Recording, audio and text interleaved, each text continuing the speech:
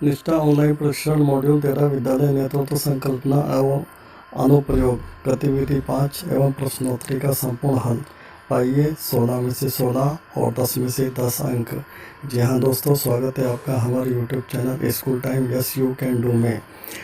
दोस्तों, प्रशिक्षण की श्रेणी में अगला मॉड्यूल आज से प्रारंभ है, विद्यालय नेतृत्व संकल्पना और अनुप्रयोग। इसके अंदर गतिविधि दी हुई है, गतिविधि नंबर 5, जिसके अंदर 16 प्रश्न दिए हुए हैं और प्रश्नोत्तरी जैसा कि आपको मालूम है हर प्रश्नोत्तरी में 10 प्रश्न आते हैं।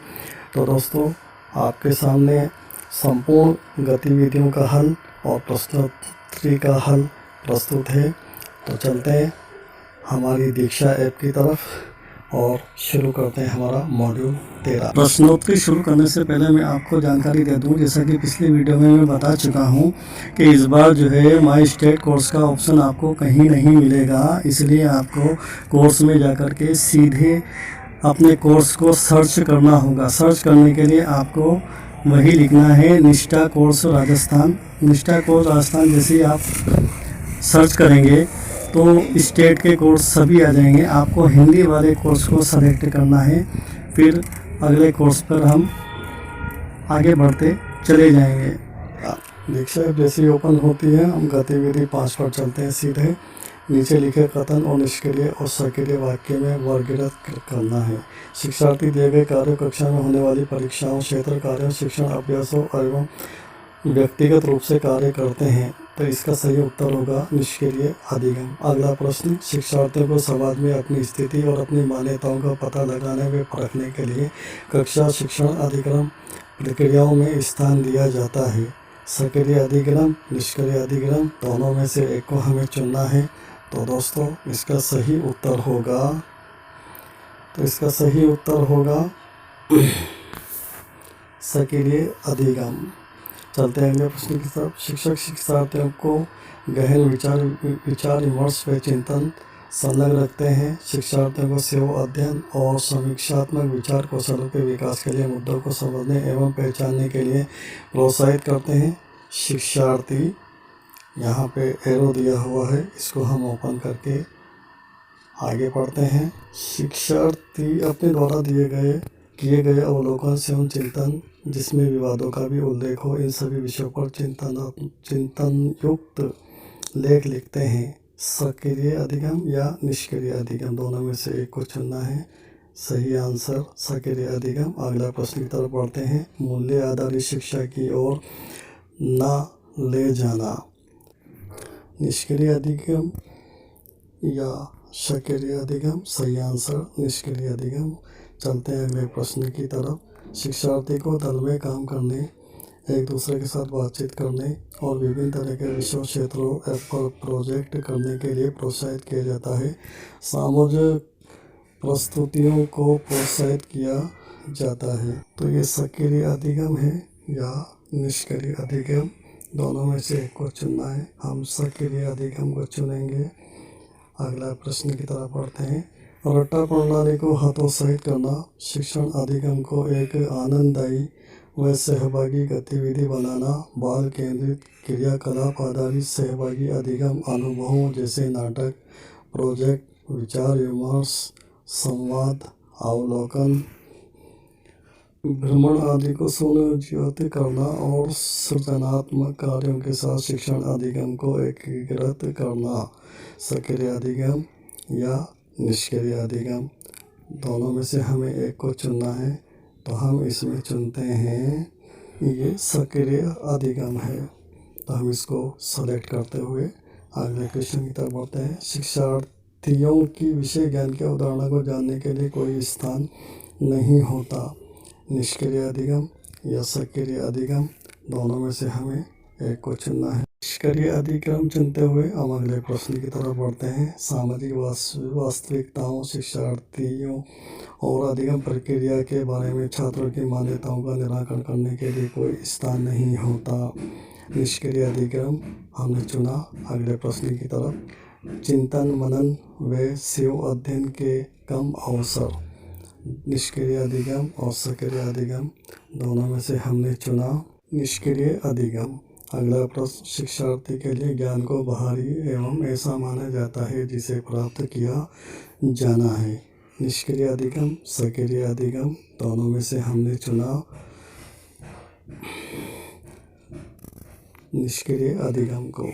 अगले प्रश्न की तरफ, समीक्षात्मक विचार कौशलों के माध्यम से शिक्षण अधिगम व्यक्तिगत व सामाजिक अनुभवों के साझा संदर्भों में ज्ञान को अर्जित किया जाता है। सक्रिय अधिगम या निष्क्रिय अधिगम, दोनों में से हमने सक्रिय अधिगम को। अगले प्रश्न की तरफ, अध्यापक उन सामाजिक, सांस्कृतिक और राजनीतिक संदर्भों को समझते हैं जिनमें शिक्षार्थी पलते हुए विकसित होते हैं। वे शिक्षार्थियों को सैद्धांतिक जानकारी के साथ साथ जीवन की वास्तविक स्थितियों से भी परिचित कराते हैं। सक्रिय अधिगम सही आंसर हमारा होगा। अगले प्रश्न की तरफ, रट्टा प्रणाली को प्रोत्साहित करना, निष्क्रिय अधिगम या सक्रिय अधिगम, तो ये निष्क्रिय अधिगम होता है, इसलिए हम निष्क्रिय अधिगम को चुनते हुए अगले प्रश्न की तरफ बढ़ते हैं। सामाजिक पुनः निर्माण के लिए जीवन के लोकतांत्रिक तरीकों, समानता, न्याय, स्वतंत्रता, बंधुत्व, धर्मनिरपेक्षता एवं उत्साह को बढ़ावा देना, दोनों ऑप्शनों में से एक को हमें चुनना है, सक्रिय अधिगम या निष्क्रिय अधिगम। तो हम चुनते हैं सक्रिय अधिगम को। तो सक्रिय अधिगम पर क्लिक करते हुए बढ़ते हैं अगले प्रश्न की तरफ। ज्ञानात्मक अवधारणाओं को परखने, जानने एवं चुनौती देने हेतु पर्याप्त अवसर, सक्रिय अधिगम है या निष्क्रिय अधिगम। तो हम चुनते हैं सक्रिय अधिगम को और सक्रिय अधिगम पर क्लिक करते हुए हम बढ़ते हैं अगले प्रश्न की तरफ। अध्यापक बच्चों एवं अधिगम से जुड़े सामान्य सिद्धांतों को ही शिक्षण अधिगम प्रक्रिया में प्रयोग में लाते हैं। दोनों ऑप्शन, सक्रिय अधिगम, निष्क्रिय अधिगम, दोनों में से हम चुनते हैं निष्क्रिय अधिगम को। यह हमारा अंतिम क्वेश्चन था। सेलेक्ट करते हुए हम पहुंच गए submit to continue. Total question 16, question answer 16, question script 0। Submit करेंगे। सबमिट करने के बाद हमारा स्कोर हमारे सामने होगा। 16 में से 16 अंक हमने प्राप्त कर लिए हैं। अब चलते हैं हम अंतिम प्रश्नोत्तरी की तरफ। प्रश्नोत्तरी से पहले मैं एक बात आपको बताना चाहूँगा। प्रश्नों का क्रम आगे पीछे हो सकता है और जो विकल्प दिए हुए हैं उनका क्रम भी आगे पीछे हो सकता है। इसलिए मेरी सलाह आपको ये है कि आप प्रत्येक प्रश्न को लिख लें, उसके साथ उसके विकल्प, जो सही विकल्प है उसको आप लिखने के बाद अपनी दीक्षा पर प्रश्नोत्तरी को प्रारंभ करें। तो चलते हैं हम पहले प्रश्न की तरफ। विद्यालय के स्टाफ के साथ दल अधिगम की प्रक्रिया का समेकन। सही विकल्पों में से एक को हमें चुनना है। खेल का मैदान, कक्षा कक्ष, स्टाफ मीटिंग, रसोई घर। तो इसका सही आंसर जो होगा वो स्टाफ मीटिंग। स्टाफ मीटिंग पर क्लिक करते हुए हम एरो का चिन्ह जो दिया हुआ है उसको प्रेस करके आगे बढ़ते हैं अगले प्रश्न की तरफ। विद्यालय नेतृत्व का सीधा प्रभाव छात्र अधिगम पर पड़ता है। इसका अर्थ है विद्यालय का चक्कर लगाना, विद्यालय प्रमुख द्वारा कक्षा में शिक्षण अधिगम प्रक्रिया में सम्मिलित होना, अकस्मात छात्रों की नोटबुक का निरीक्षण करना, अध्यापकों को नए शिक्षण तरीकों का प्रयोग करने में सहायता करना।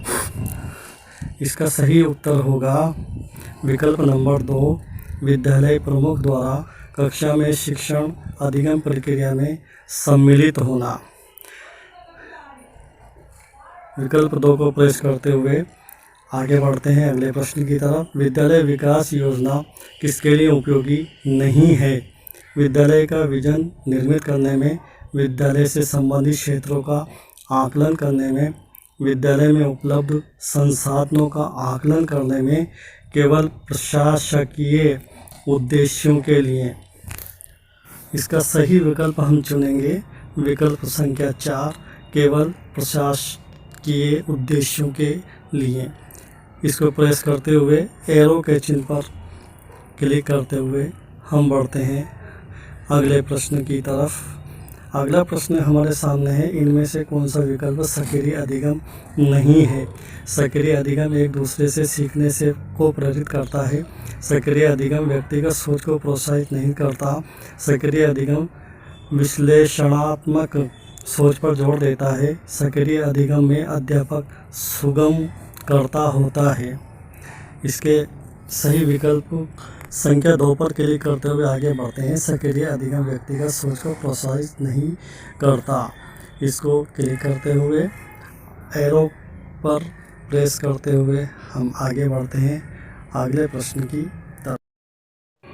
विद्यालय में अधिगम संस्कृति विकसित करने की संकल्पना को इनमें से कौन सा विकल्प सुपरिभाषित कर सकता है। अधिगम प्रतिफल, विद्यालय विकास योजना, साझा दृष्टिकोण का निर्माण करना और दल अधिगम। तो हम इसमें सही विकल्प संख्या 4 को चुनेंगे, दल अधिगम। दल अधिगम को प्रेस करते हुए बढ़ते हैं एरो की तरफ प्रेस करते हुए अगले प्रश्न की तरफ। अगला प्रश्न है हमारा, इनमें से कौन से अकादमिक नेतृत्व के मुख्य अवयव नहीं हैं। सक्रिय अधिगम, शिक्षण शास्त्र, विषय वस्तु ज्ञान, अकादमिक पर्यवेक्षण, प्रशासनिक नियमों एवं विनियमों की समझ। तो हम इसमें सही विकल्प को चुनते हुए आगे सही विकल्प होगा हमारा प्रशासनिक नियमों एवं विनियमों की समझ। इसको प्रेस करते हुए एरो के चिन्ह पर क्लिक करते हुए हम आगे बढ़ते हैं अगले प्रश्न की तरफ। अगला प्रश्न है हमारा, शिक्षण शास्त्र विषय वस्तु ज्ञान की संकल्पना में निम्न में से कौन सा बिंदु सहायक नहीं है। विषय वस्तु ज्ञान, विषय की शिक्षण शास्त्र संबंधी समझ, छात्रों की अधिगम संबंधी आवश्यकताएं एवं विविधता, विद्यालय के भौतिक संसाधन। तो इसमें हम सही विकल्प संख्या 4 विद्यालय के भौतिक संसाधन को चुनते हुए हम इसको क्लिक करेंगे। एरो के चिन्ह पर क्लिक करते हुए बढ़ते हैं अगले प्रश्न की तरफ। अगला प्रश्न है हमारा, स्वयं को विद्यालय अध्यापक नेतृत्वकर्ता के रूप में विकसित करने हेतु 3 मुख्य अवयव क्या हैं। ज्ञान संप्रेषण एवं नकारात्मक सोच, ज्ञान कौशल एवं अभिवृत्ति, सकारात्मक सोच, अनम्य होना एवं संप्रेषण, अभिवृत्ति कौशल एवं संप्रेषण। इसका सही विकल्प संख्या 2 ज्ञान कौशल एवं अभिवृत्ति को सेलेक्ट करते हुए हम एरो के चिन्ह पर क्लिक करते हुए बढ़ते हैं अगले प्रश्न की तरफ। अगला क्वेश्चन है हमारा, विद्यालय प्रमुख के तौर पर विद्यालय नेतृत्वकर्ता की क्या भूमिका होना चाहिए। एक नेतृत्वकर्ता के रूप में leader by position, leader by action, leader by position के साथ साथ लीडर बाय एक्शन होना। तो इसमें हम सही विकल्प संख्या नंबर 4 को हम चुनेंगे, लीडर बाय पोजीशन के साथ साथ लीडर बाय एक्शन होना। सही विकल्प चुनने के बाद एरो पर क्लिक करते हुए बढ़ते हैं अगले प्रश्न की तरफ। प्रभावशाली नेतृत्वकर्ता बनने के लिए स्वयं के कौन से 2 महत्वपूर्ण गुण आवश्यक है। प्रशासक एवं प्रबंधक, आयोजक एवं योजनाकर्ता, पहलकर्ता एवं सकारात्मक दृष्टिकोण, खलल पैदा करने वाला एक शिकायती रवैया। चारों में से हम सही विकल्प संख्या 3 को चुनते हैं, पहलकर्ता एवं सकारात्मक दृष्टिकोण। इसको सही करते हुए क्लिक करते हुए एरो के चिन्ह पर प्रेस करते हुए हम आगे बढ़ते हैं। प्रश्नोत्तरी हमारी संपूर्ण हुई। Submit to continue. Total question 10, question answer 10, question skip 0, हमने एक भी स्किप नहीं किया है। सबमिट पर क्लिक करते हुए हम हमारा स्कोर देखेंगे तो हमें पूर्ण प्रश्नों के पूर्ण आंसर देते हुए हमें प्राप्त होते हैं 10 में से 10 अंक। जी हाँ दोस्तों, 10 में से 10 अंक। धन्यवाद दोस्तों, मिलते हैं अगली नई जानकारी के साथ। तब तक के लिए